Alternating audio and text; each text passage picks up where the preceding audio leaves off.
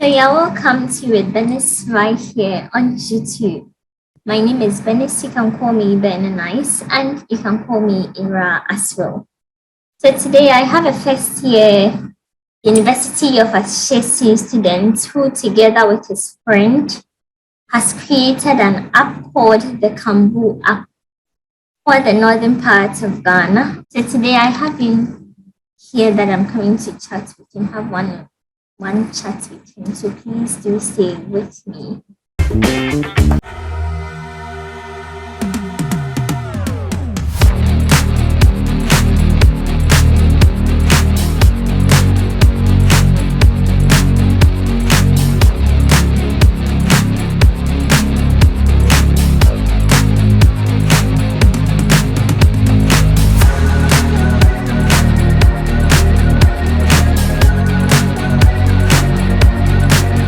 Okay, so good evening. Welcome to my YouTube channel. Yeah, good afternoon, Dennis. So, please, your full name? Yeah, I'm Dave Leori Dombo. Dave Leori. Not Leori, Leori. Leori. Don't worry about it. My last name is Dombo. Dave, right, Dave. So, where did you grow up? Okay. Yeah, so I grew up in the Upper West region. Yeah, so I was actually born in Laura, which is also in the Upper West region. Yes, but majority of my life I lived in Wa, still in the Upper West region. At a point I moved to Tumu, which is also in the Upper West region. Yeah, so for my educational background, I actually moved through a lot of schools, so I can't list them here, like my basic school. Yeah, so for high school, I went to Nandom Senior High School, which is in Nandom, yeah, still in the Upper West region as well. So that is where I went to study general science. And right after that, then I went to HSC, but I didn't go right away. I had a gap year, and I actually took the gap year wasn't intentional. I wanted to go to university right away, but I got a rejection from HSC University. That's how come I had a gap year. Yeah. So it's during that gap year that I started this whole project thing. Yeah, to do this Kamboo projects. So after 1 year, then I decided to move to HSC University. That's when I was taken in. So let me check in this. You said you're from the Upper West region. Yeah. Okay, so in Ghana, let me say the southern part of Ghana, we believe that life in the north is difficult, it's hard. What would you say about it? Well, I would say it depends on what you are looking at, depending on the kind of factors you are considering. In a particular sense, we could say life in the south is hard. Because you know that when it comes to like cost of living in the south, it is actually higher. In the north, it is lower. So in that sense, we could say life in the north is, better or easier. So, but then when it comes to like development, we definitely know the north is lagging behind. Yeah. So with that particular aspect, we will see that there are certain situations where people in the north are at a disadvantage. Yeah, with exposure and these other things. But it all boils down to how you were raised. Yeah, because in this age of the internet, once you have exposure to the internet, no matter where you are, but you could just be so different. You could be just like anyone else. Yeah, so I think it just depends on a lot of factors too. So now let's come to the Kamboo app. How did the app come about? How? Yeah, so as I was saying earlier, this project was started just within my gap year. Okay, so it was just like after high school. Actually, when I was still in high school, I used to nurse thoughts of doing things related to technology with my friend Zaidan Idrisu. So it was just like we used to discuss and ask each other what are some of the things we could do right after high school and stuff like that. Yeah. So once we graduated, we were communicating, and then we decided that, okay, let's start with Android software development. We wanted to get into that field.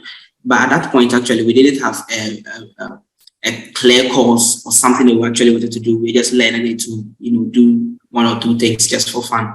So in the course of learning the software development, and then we actually created one software which was for fun. It was like true or dare, would you rather, just those simple games. Yeah. So it's software development. When you are starting out, you have to just do some projects. You can't just jump into something really huge. You have to do little projects and get better.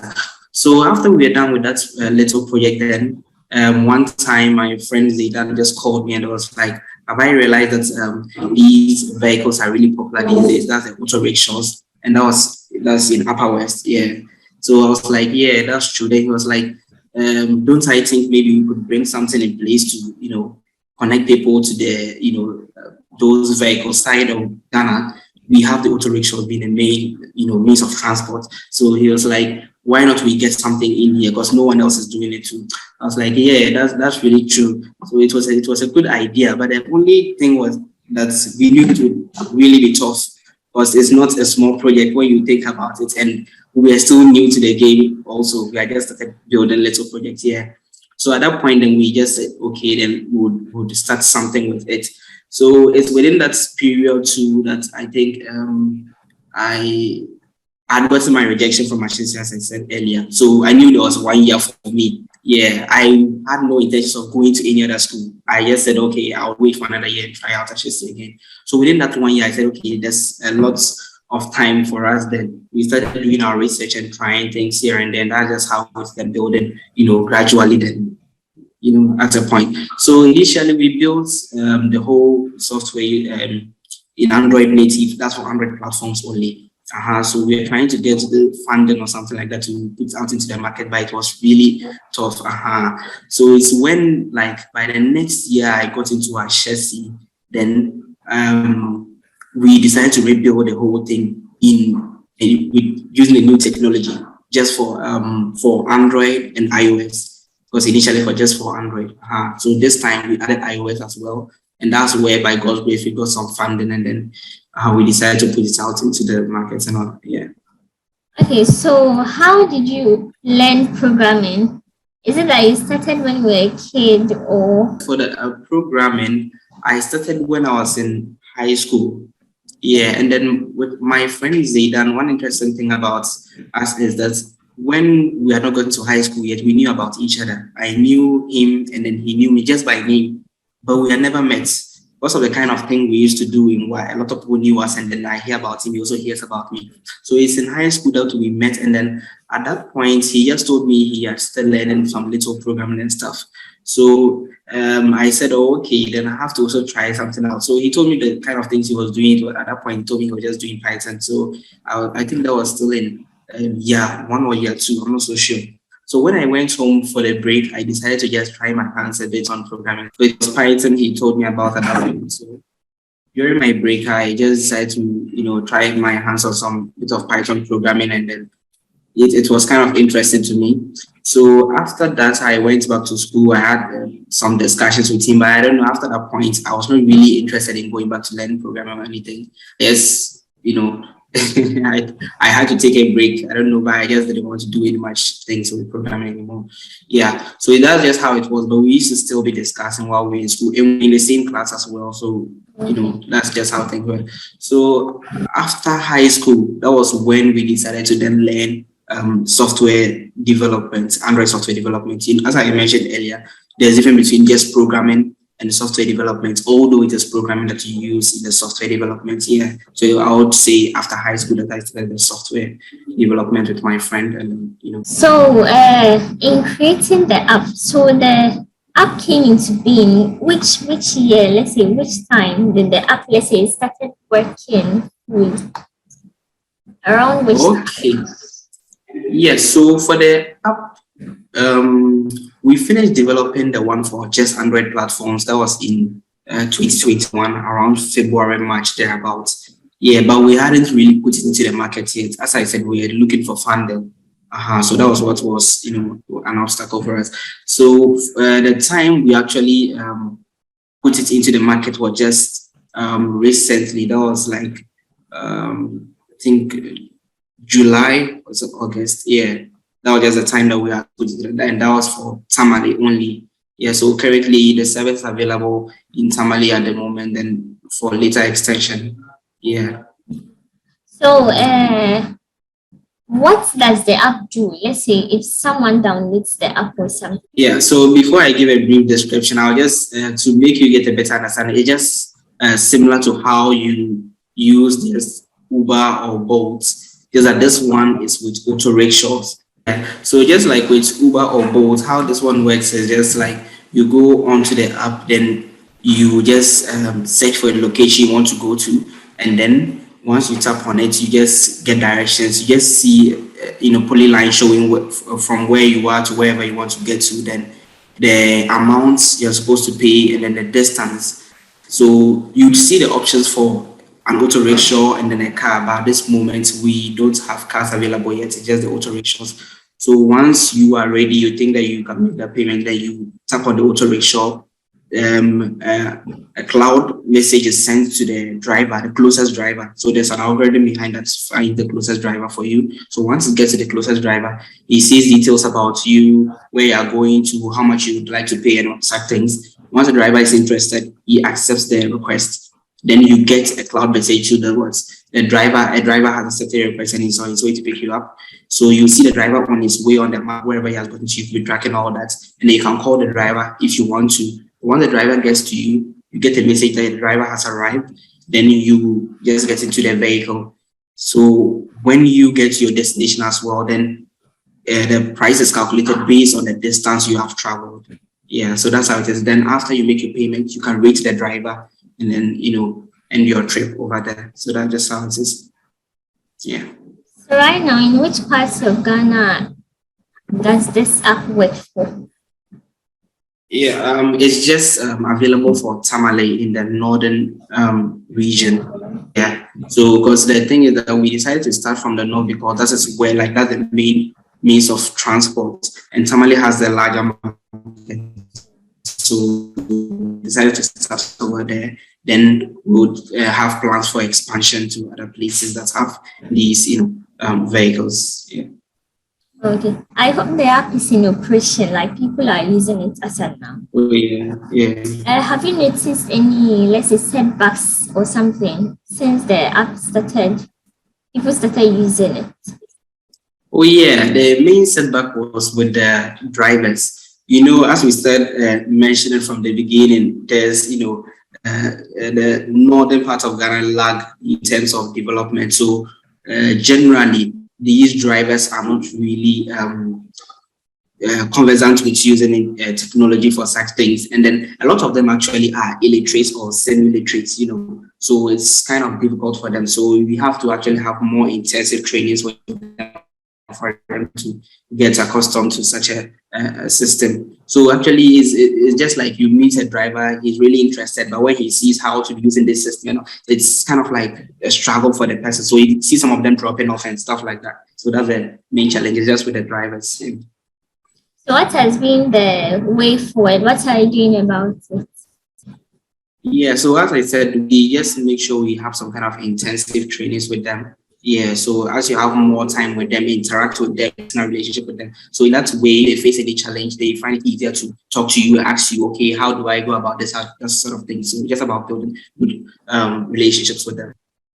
Okay, so if you can estimate, let's say, how many drivers are using the app as of now? Yeah, so the thing is that, drivers don't really have specific days or time that they have to go online, but in total, we have close to 100 drivers metrics. Although this service is just available for Tamale, we had a lot of drivers from other places also doing registrations. So that is the thing. When they started using the app, would you say that there was something maybe you think you could have done better? See, but now I don't think. I've not really talked about anything like that. Yeah. And how is the use right now? Do you think people are getting more interested as the days go by, or you feel? Yes. So the thing is that When the thing got into the market, there was a rush for it. Everything new. Once people get to know about it, there'll be a rush. But just like any other business, you have days where you have lots of people, making orders. They have days where it's a bit low, days average, just like any other business. That's just how it is. But the general thing was that a lot of people were really interested in the fact that there is a system to make orders for such vehicles. This is just like the first of its kind in Ghana. So it's just that's just So after making this project, has there been any, let's say, support from anywhere or something? Yes, actually, before we even started the project, we got a fund from Ford Foundation, which is through Ash's University. That's for $5,000. That's what we actually were able to use to launch the project to the market here. Because before that, we were looking for funding before we could launch it. Because this is a kind of project that needs a lot of capital to start. Yeah, so that was the thing there. So as it stands now, do you still need any, let's say, kind of support or something in any form to help the yeah, definitely. For any kind of business, there's no point at which you don't need any kind of support anymore. Okay, so what are some of the support, let's say, you need? Let's say just support in terms of finance, in terms of, let me say, partnerships, anything that's potential has the potential to make this project bigger and then reach out to more places. Okay, so most often when people come up with a certain stuff or something, they tend to get, let's say, the positive comments will come, but let's say there will be others that will bring in, let's say, negative stuff. Have you encountered anything like that? Yeah, we have. So I think for some people, general comments, there were comments that we could see such as maybe these auto rickshaws not being an official means of transport. Yeah, those are some of the critiques that we received. Yeah. So apart from that, I don't really, I've not really heard of it. When you got those comments, how was the feeling? I don't think it was really something to even think about, because the fact that those vehicles are running around and all sorts of people are using this already, it's not like we just brought them into the system. They were available already and we wanted to kind of bridge a particular gap. So we saw that we are coming to bring in, we are stretching out a helping hand to something that was already available. So I don't think it was really any big deal for us. We just saw it as, for any kind of thing that you are doing, there will always be people who come out to say something negative about it. So it was just a normal. Okay.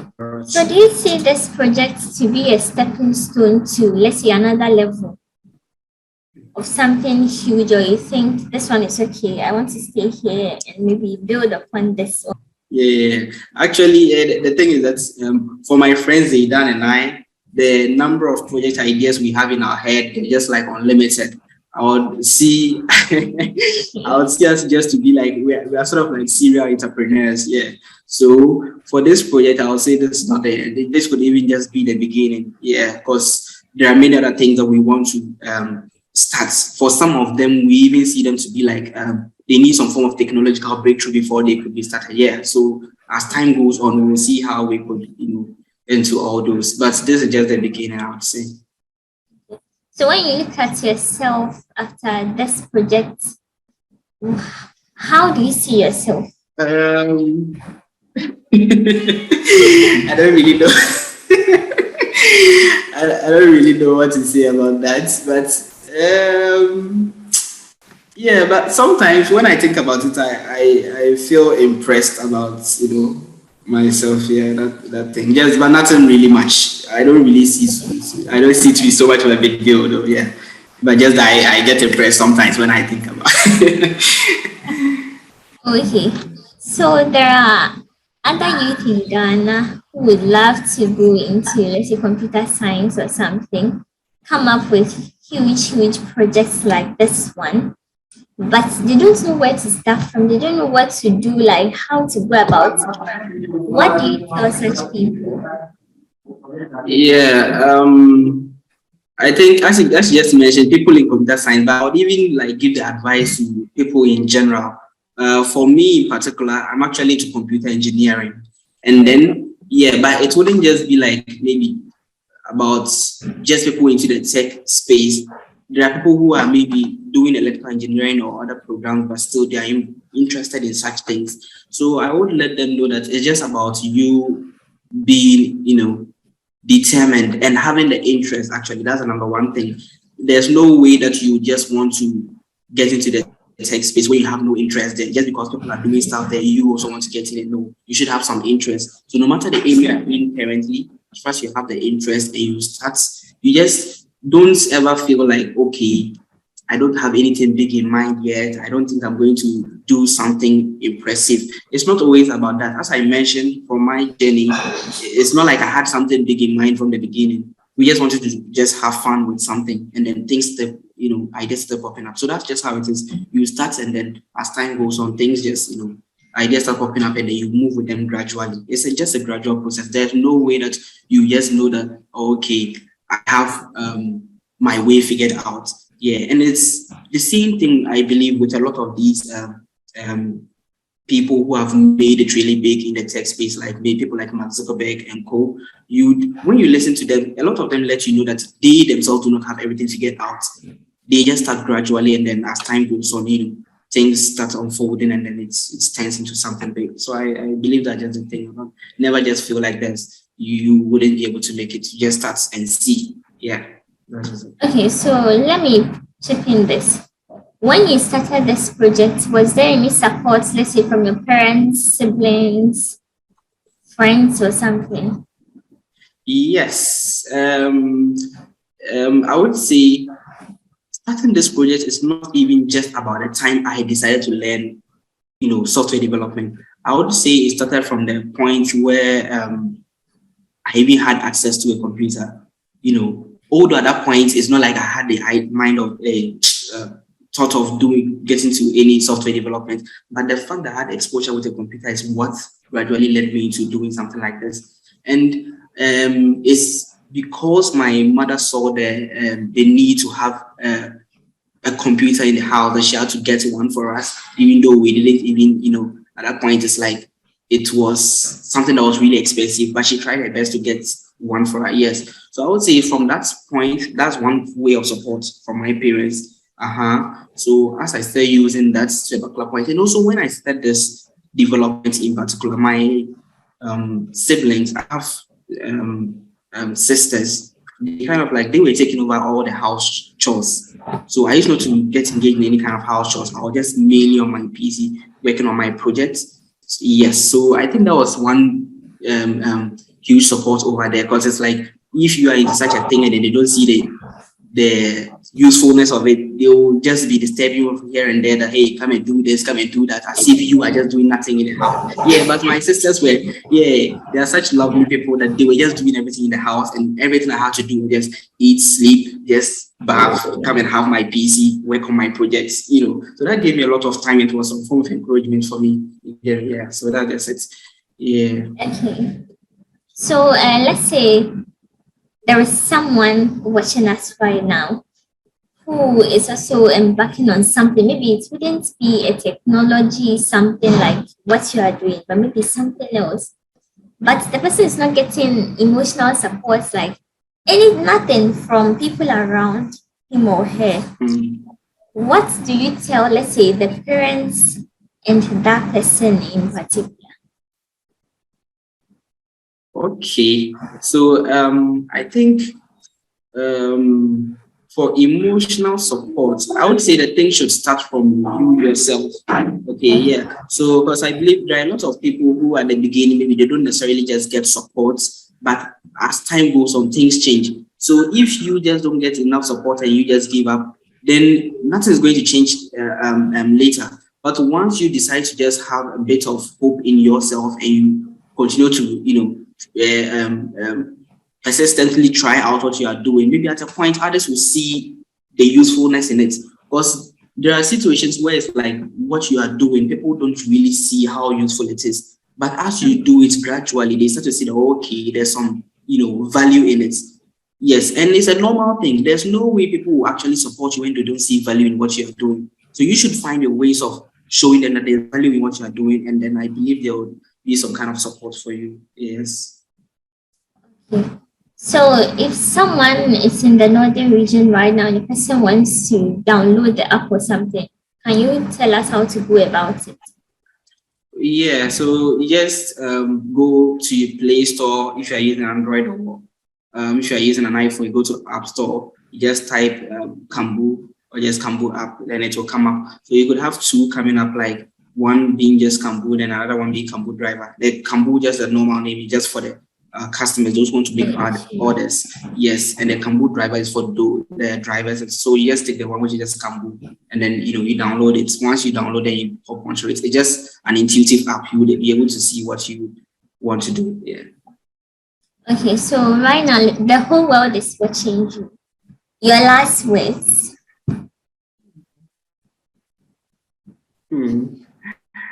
Okay, so I would like to tell the whole world that Kamboo is still coming up, and we are coming strong, and then we are looking for ways to penetrate into any area where there are auto rickshaws. And then it is not just about Kamboo.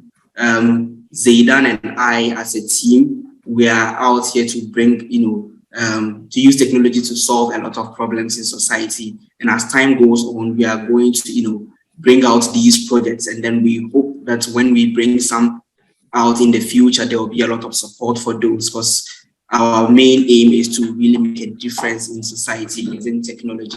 Yeah, so that's just So if anyone wants to reach out to you, can you give us, let's say, social media handles, a contact or something? Actually, I don't do much of social media, so I think it's just mostly WhatsApp. Yes, and for WhatsApp, I can't really give out my number just like that. Yeah. Yes, but you once you reach out to us via our mail, the company mail, definitely you can reach out to me as well. So that's zaydavcorp@gmail.com. Just like zaydavcorp@gmail.com. Once you reach out to us via email, however you want to interact with us, you could. And then also via our website, www.kamboo.app. Once you get there, you could see other means of contacting us, so we could take it from there. Yeah. Okay. So Dave, thank you very much for being on my channel today.